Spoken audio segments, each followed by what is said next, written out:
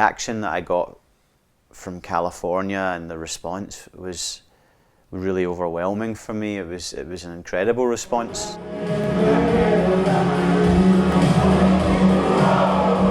It was something that I've never ever experienced before in my life, and immediately, you know, I had that feeling of like, wow, this is really great, you know, this is wonderful, and I had this feeling of accomplishment.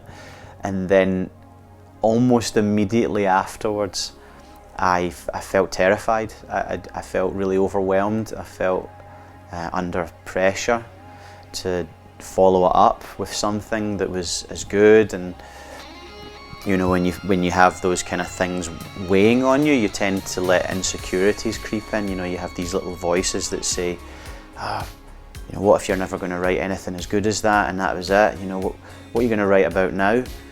And I think, you know, I was thinking, if California was all about, you know, heartache and love songs about my life, and yet in my real life, you know, at this point I had met someone and I had got married, so I was happy. And you know, it's not that I prescribe suffering as a means for you to sort of write about stuff. There's also that other side of it, I think, as well, where I think it's easy to creep into like, just do more of the same.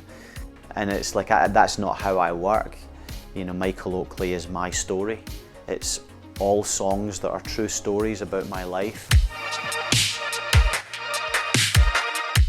I thought about, you know, the other side of the flip side, I guess, of California, which was, you know, at that same time, there was a lot of other stuff going on. You know, I had become disillusioned with my own life in Scotland, and I was working the same job that I had been in for 10 years, and you know, it was great. I worked with my friends. I was very fortunate to be able to do that, but I don't know, I just had this feeling that I wanted to write my own music, and that was my vocation. And you know, I just think when you don't follow your dreams and you know, what you know is your calling in life, you become very sort of unhappy. Introspect it's all about me being sort of disillusioned with life in Scotland, and you know, some of my experiences in Scotland, and it's all about the transition of me kind of leaving that life behind and you know, moving to be with my wife over here. That was where the concept of it all started. Control is about not listening to your intuition. It's about knowing that you have a path in life and you're not following it, and it's about the pitfalls of what happens to you emotionally and in your life when you're not listening to that voice.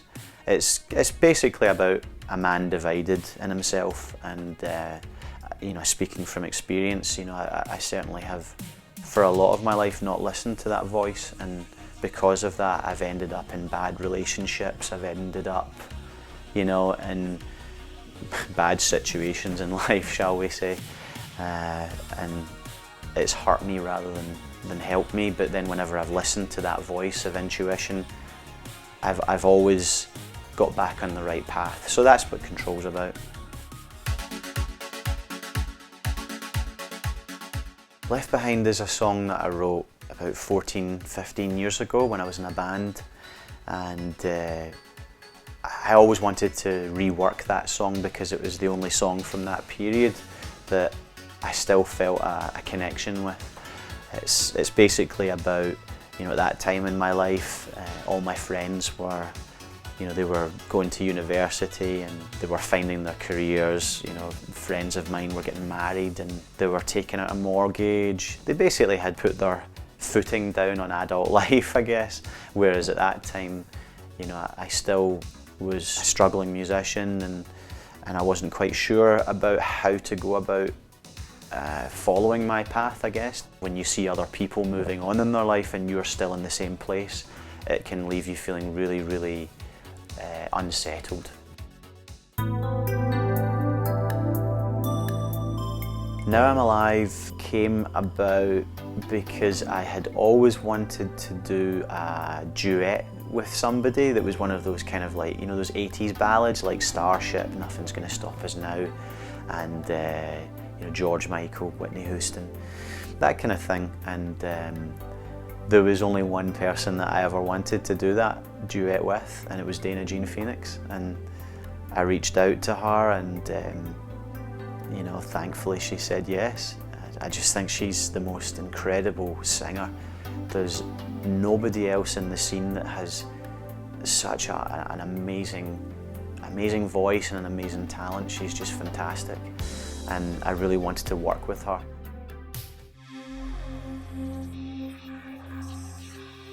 Rain is all about my life in Glasgow and just how I became unhappy with that and disillusioned with it, and how I felt like I was living a life that I no longer wanted to live, and I had seen a life that I could have, you know, after going to Los Angeles and working with wonderful people and having the incredible reaction that I got to California, as well as meeting my wonderful wife, and there was a pull for me at this point where I was being pulled towards this new life, and yet I felt trapped. I knew where I wanted to go, but I felt stuck, and it was all about transitioning over to that new life, but it was just really hard, you know, leaving friends and my family.